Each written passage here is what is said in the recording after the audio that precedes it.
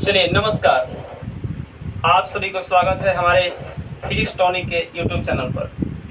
हम लोग इससे पहले वाले वीडियो में बात किए थे व्हीटस्टोन ब्रिज के लिए संतुलन की स्थिति लगभग देख चुके थे, कुछ हल्का टर्म बचा हुआ है। हम लोग देखे क्या थे, व्हीटस्टोन ब्रिज में संतुलन की स्थिति जब देखे थे तो वहां पर एक फॉर्मूला मिला था P बटा में Q बराबर R बटा में S। इतना हम लोग देख चुके थे, कुछ समझा भी चुके थे। इस तरह से इसका फिगर था और उसमें हम लोग यह फॉर्मूला देखे थे और साथ में ये भी बताए थे कि हमें यहाँ पर जो है S जो है अज्ञात प्रतिरोध है, यह ज्ञात प्रतिरोध है। और इन दोनों को हम लोग क्या कहते हैं, इन दोनों का एग्जैक्ट वैल्यू पता रहे या ना रहे उससे कोई मतलब नहीं, रहेगा तो भी ठीक, नहीं रहेगा तो भी ठीक। एस निकालना है, इसका वैल्यू भी पता रहेगा तो ठीक है, नहीं पता रहे तो बस खाली अनुपात पता होना चाहिए, एस निकल जाएगा। इसीलिए इन दोनों को हम कहते हैं क्या, अनुपातिक भुजा कहते हैं। वहां पर हम लोग कल देख चुके थे, इन दोनों को अनुपातिक कहते हैं। और आप देख पा रहे हैं कि P जो है A और B के बीच में है और Q जो है आपका A और D के बीच में, इसीलिए AB और AD को अनुपातिक भुजा कहते हैं।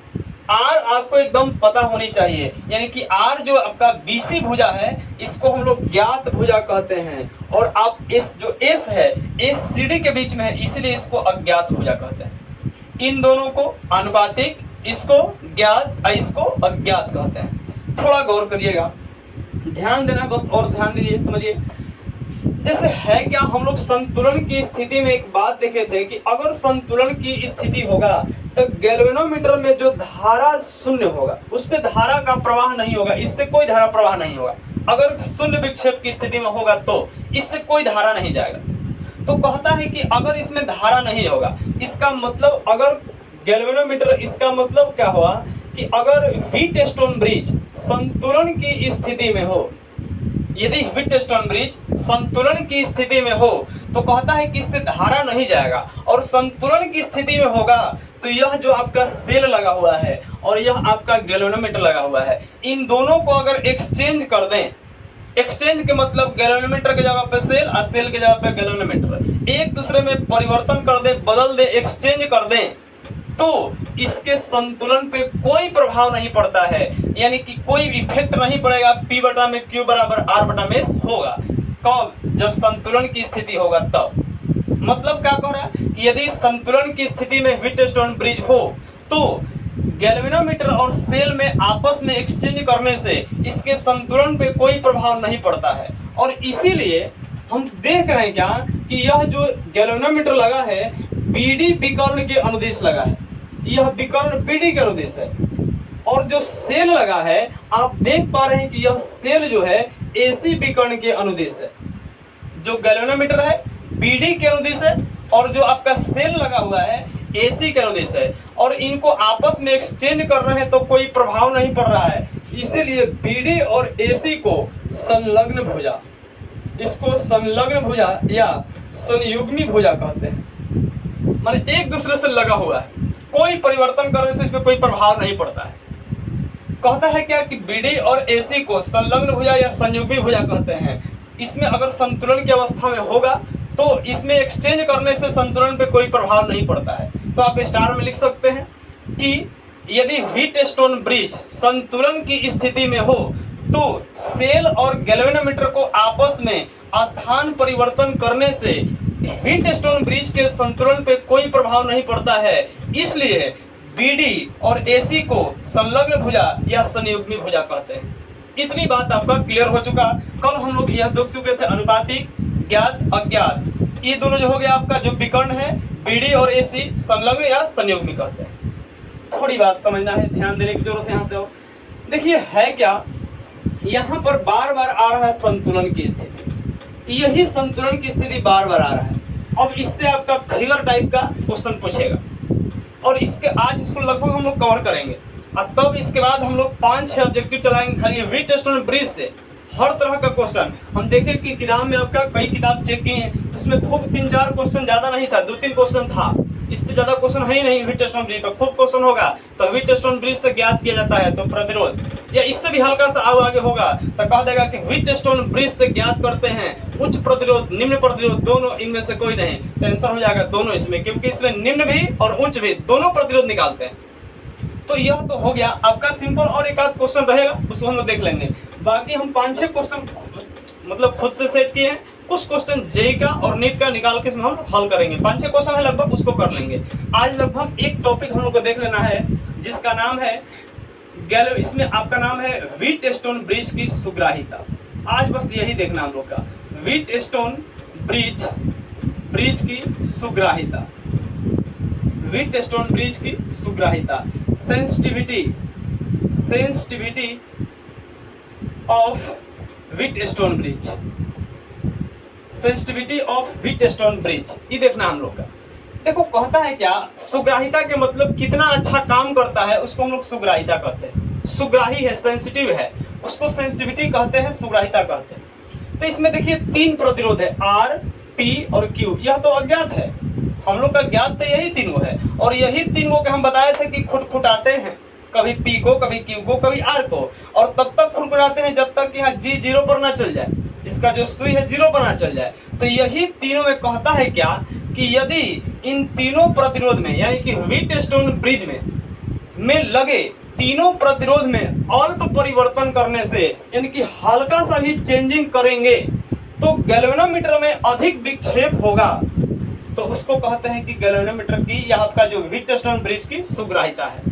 मैंने हल्का सा भी चेंज कर रहे हैं, जैसे हम कल बताए थे, इसमें 10, इसमें आपका गुना 100 मान लीजिए, यहाँ पर दे दिया गुना में 1000, यहाँ पर गुना में 100 दे दिया, गुना में मान लो 50 दे दिया, इसका निकालना है। तो इसमें कहता है क्या, मान लो 4 बार 3 बार हल्का भी चेंजिंग करते हैं, मैंने इसको थोड़ा घुमाए, इसको भी थोड़ा घुमाए, इसको भी थोड़ा घुमाए, हल्का भी चेंजिंग करने से अगर गैल्वेनोमीटर ज्यादा सुई डिफ्लेक्ट कर रहा है, ज्यादा विक्षेपित हो रहा है, इसका डिफ्लेक्शन ज्यादा हो रहा है, इतना मान के चलना कि वह जो व्हीटस्टोन ब्रिज है वह अधिक सुग्राही है, वह ज्यादा सेंसिटिव है, सेंसिटिविटी उसकी ज्यादा है।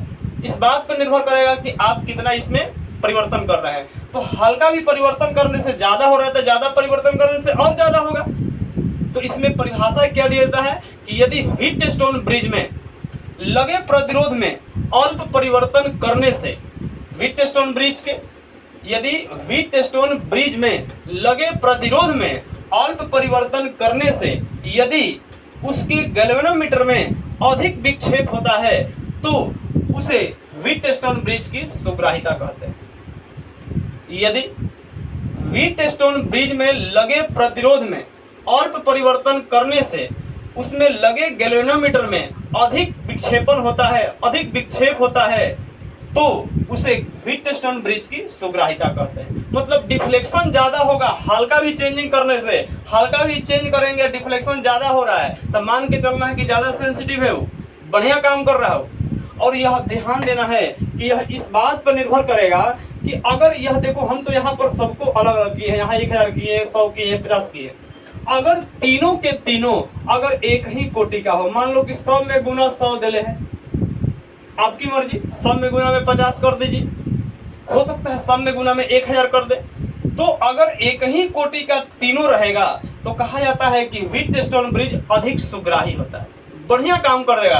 अगर एक ही क्वालिटी मतलब एक ही ऑर्डर का होना चाहिए, सब में गुना मतलब बराबर होना चाहिए, इसमें कोटि जो है ऑर्डर है 100 तो सब में 100, 50 तो सब में 50, इससे जल्दी संतुलन बिंदु मिलता है। मान लीजिए कि इसमें 2 किए, इसमें भी 2 किए, इसमें 2 किए, तो मिल जाएगा जल्दी। लेकिन होता क्या है कि इधर उधर वैल्यू करने से पता ही नहीं चलेगा कि किसको 3 करें, इसको 2 करें, इसको 2 करें, इसी में करते रह जाते हैं। तो संतुलन बिंदु जल्दी मिलने के लिए इसमें होगा क्या कि इसमें अगर एक ही कोटि का रहेगा तो जल्दी अधिक सुग्राही माना जाता है। तो यहाँ से हम लोग परिभाषा के तौर पे क्या यूज करेंगे, एक बार और सुन लीजिए। क्वेश्चन लिखना है, व्हीटस्टोन ब्रिज की सुग्राहिता किसे कहते हैं।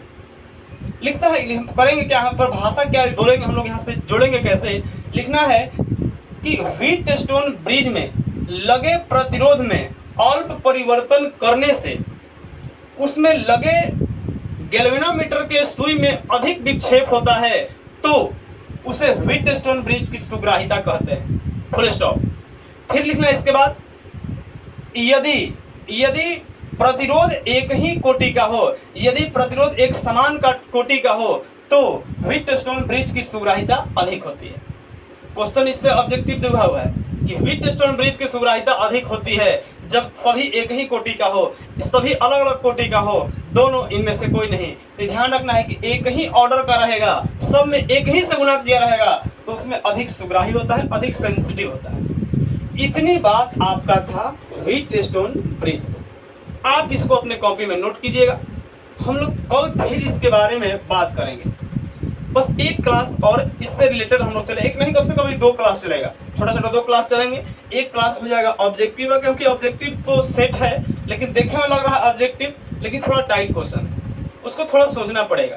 क्वेश्चन है 5-6, उसको हम लोग हल करेंगे, एक क्लास उसमें हो जाएगा। और उसके बाद फिर एक क्वेश्चन हम लोग देखेंगे, हल्का सा थोड़ा देख लीजिए थोड़ा सा। जैसे मान लीजिए आपको हल्का समझा दें, जैसे यहाँ पर आपका देखिए ये व्हीटस्टोन ब्रिज है, यहाँ पर एक हम मान लिए व्हीटस्टोन ब्रिज है, यहाँ हम दे दिए, यहाँ आपका 10 दे दिए, 10, यहाँ भी आपका 10, यहाँ भी 10 और यहाँ भी 10, और बीच में जो गैल्वेनोमीटर है इसको भी हम कहें कि यह भी आपका 10 है। तो आपसे पूछ सकता है कि बताइए इसमें 10-10 हो गए, 5 गो लगा है, एक गैल्वेनोमीटर का है और 4 गो ऐसे लगा हुआ है वर्ग के रूप में, तो सबका समतुल्य प्रतिरोध क्या होगा, इक्विवेलेंट रेजिस्टेंस क्या होगा, मतलब कुल मिलाकर समतुल्य प्रतिरोध कितना होगा ये निकालना है। तो आप देख पा रहे हैं कि आप सोच रहे होंगे कि यहाँ से 2 गो बटेगा, फिर यहाँ से 2 गो बटेगा, फिर 2 गो बटेगा, फिर मिल गया, तो बड़ा थोड़ा हो जाएगा टेंशन बनाने में।